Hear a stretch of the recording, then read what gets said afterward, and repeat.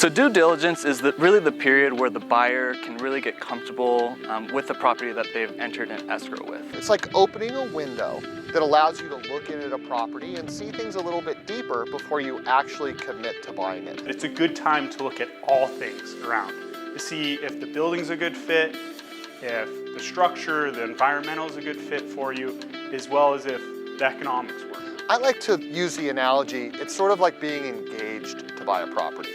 The wedding hasn't happened yet, but you're getting serious about picking out the wedding china, if you will.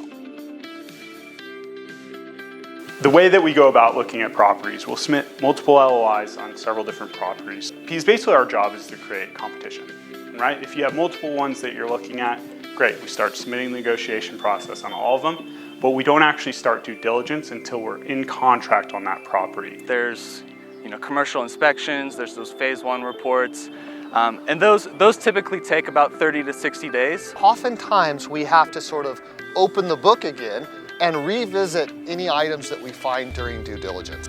Now, what is reasonable and unreasonable can often be in the eye of the beholder. It's very different than buying a house. You sign the contract on the house, generally you pretty much have to follow through, unless there's something that you can really prove wrong to get out of your contract. Commercial is a little bit different. Due diligence is the time to kind of figure out if it works for you for any real reason. We brought you to this beautiful home built in 1917, so it's over 100 years old, but it's been converted to a commercial property, and that gives us the opportunity to highlight the differences between due diligence in a commercial context and preparing to buy a home. On this house, it had a fuel oil heating system, and as happens, things like that tend to leak over time. So during our due diligence process on this building, we had what's called a phase 1 environmental report done. And it was highlighted as a potential issue. So we had experts come out, they actually dug up parts of the tank, removed it, and then tested the soil underneath to make sure there was no environmental contamination. Now, unfortunately in this case, there was. It didn't end up being a big deal at the end of the day. It wasn't an insurmountable issue that blew up the escrow, but it was something we wanted to take care of because ultimately, once you buy that property, you buy those problems as well.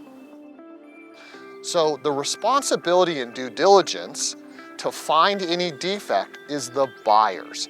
And that is perhaps where commercial transactions and residential transactions differ the most. Well, this is where negotiation comes in again. It will have to be handled by reasonable people coming to a reasonable accommodation on how to deal with those factors. That's where we come in. We're specialists in negotiation and talking through things and finding a common area that works for both parties. I enjoy that part. I read books about it, negotiation all the time. It's something I truly enjoy. We have the relationships. It's what we do every single day. We have a property management division. We manage close to 4 to 5 million square feet. So we have great relationships with the vendors. We generally have a good idea of what things are going to cost, expenses you're going to be seeing that you might not see up front.